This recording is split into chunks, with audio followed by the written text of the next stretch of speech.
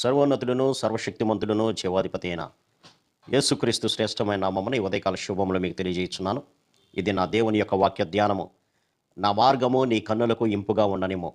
సామెతల గ్రంథము 23వ అధ్యాయము 26వ వచనము. ఇక్కడ ప్రభు మాట్లాడుతూ నా మార్గములు నీ కంటికి ఇంపుగా ఉండనిము, ఇష్టముగా ఉండనిము అని అంటున్నారు. ఎందుకని మాట్లాడుతున్నారు? దేవుని యొక్క మార్గము ఏంటి అని కనుక ఆలోచన చేస్తే ఈ యెషయా గ్రంథం 35వ అధ్యాయంలో మాట్లాడుతున్నటువంటి మాట, నా మార్గము పరిశుద్ధమైనటువంటి మార్గము అంటున్నారు. అక్కడ దారిగానున్న రాజమార్గము ఏర్పడను, అది పరిశుద్ధ మార్గం అనబడను. అది అపవిత్రులు పోగొడనటువంటి మార్గము, అది మార్గమున పోవు వారికి ఏర్పరచబడను.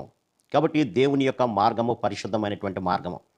ఈ మార్గము ఎక్కడికి దారితీస్తుందంటే నిత్య జీవమైనటువంటి పరలోక పట్టణానికి దారితీసేటువంటి మార్గముగా ఉంటుంది.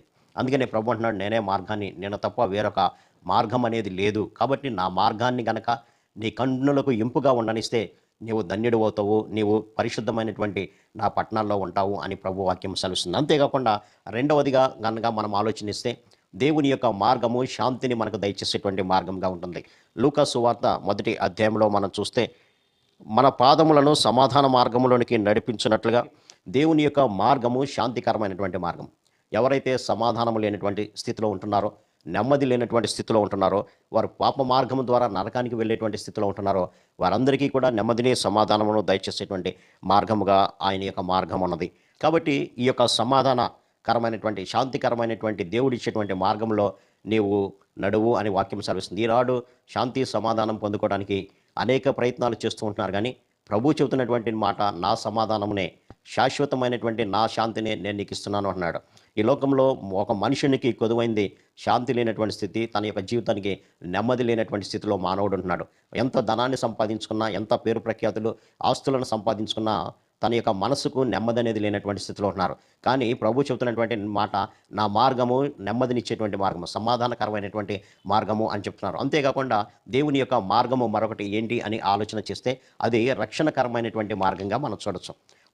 అందుకనే ఈ యొక్క అపోస్తుల కార్యాలు 16వ అధ్యాయంలో మనం చూస్తే ఇక్కడ 17వ వచనం కనుక చూస్తే, ఆమె పౌలును మమ్మను వెంబడించి, ఈ మనుషులు సర్వోన్నతుడైన దేవుని దాసులు, వీరు మీకు రక్షణ మార్గమును ప్రచురించు వారై ఉన్నారని కేకలు వేశాను. కాబట్టి దేవుని యొక్క మార్గము మన యొక్క ఆత్మీయ జీవితాలను రక్షించేటువంటి మార్గము. సాతాను యొక్క మార్గం నుంచి మనల్ని తప్పించి దేవుని యొక్క నిత్యమైనటువంటి మార్గంలో పాపస్థితిలో ఉన్న వారికి పాప క్షమాపణ దయచేసి నిత్యమైనటువంటి మార్గంలోకి నడిపించేటువంటిదే దేవుని యొక్క మార్గము. అందుకనే ప్రభువు చెప్తున్నటువంటి మాట, నా మార్గములు నీ కన్నులకు ఇంపుగా ఉండనిమ్ము అని అంటున్నారు. కానీ ఈనాడు చాలామంది దేవుని యొక్క మార్గముల్లో నడవడానికి ఇష్టపడలేదు పిల్లరా. వారి యొక్క సొంత మార్గాలను ఏర్పాటు చేసుకొని వారి సొంత ఆలోచన చొప్పున, వారి యొక్క సొంత తలంపుల చొప్పున వారు నడిచేటువంటి వారుగా ఉంటున్నారు. అందుకనే ఆది కాండంలో మనం గమనించినప్పుడు భూమి మీద సమస్త శరీరులు తమ యొక్క మార్గాలను చెరిపివేసుకున్నారు అని అంటారు. అనగా దేవుడిచ్చినటువంటి నియమ నిబంధనలతో కూడినటువంటి కట్టడలను, నిత్య జీవానికి దారితీసేటువంటి ఆ యొక్క మార్గాన్ని మానవుడు చెరిపివేసుకొని తన యొక్క సొంత ఆలోచన చొప్పున అతడు నడిచినట్లుగా మనం చూడొచ్చు.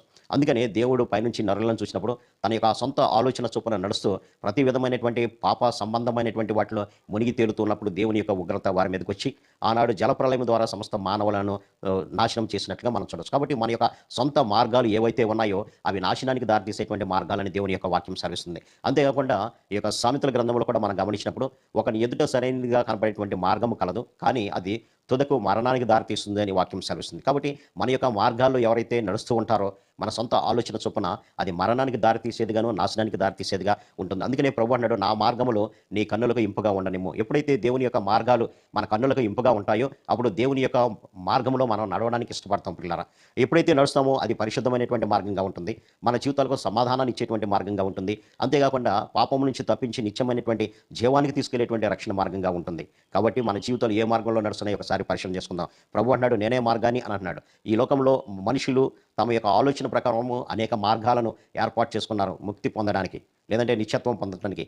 ఏ మార్గము కూడా మానవుని రక్షించి పాపము నుండి నిత్య జీవానికి తీసుకువెళ్ళేది ఒక యేసుక్రీస్తు చూపించినటువంటి మార్గమే. అందుకనే ప్రభు అన్నాడు, నా కుమారుడా, నా యొక్క మార్గాలు నీ కన్నులకు ఇంపుగా ఉండనిమ్ము. కాబట్టి దేవుని యొక్క మార్గాన్ని ఎవరైతే విడిచిపెడతారో వారికి నాశనం కలుగుతుందని వాక్యం సెలవిస్తుంది. కాబట్టి సమాధానకరమైనటువంటి రక్షణకరమైనటువంటి దేవుని యొక్క మార్గంలో నడుద్దాం. తద్వారా మనందరం కూడా నిత్య రాజ్యానికి వారసులవుదాం. అట్టి కృపా పరిశుద్ధాత్మ దేవుడు మనందరికీ దయచేయను గాక. ఆమేన్. ప్రార్థన. సర్వశక్తుడా, ప్రేమ గల మా తండ్రి, మీరు ఇచ్చిన మాటలను బట్టి మీకు వందనాలు తండ్రి. ఇదిగోనైనా నా మార్గము నీ కన్నులకు ఇంపుగా ఉండనిమ్మన్నావు నాయన. నీ మార్గము మమ్మల్ని నా సమాధానకర స్థితిలో నిలిపేది నాయన. నీ మార్గము మమ్మలను ప్రభా రక్షణకరంగా దారి తీసేదిగా ఉంటుంది ప్రభా. ఆ మార్గంలో మేము నడుచున్నట్లుగా సహాయం దయచేయమని యేసు నామమున అడిగి పెట్టుకుంటున్నాం తండ్రి. ఆమేన్. God bless you.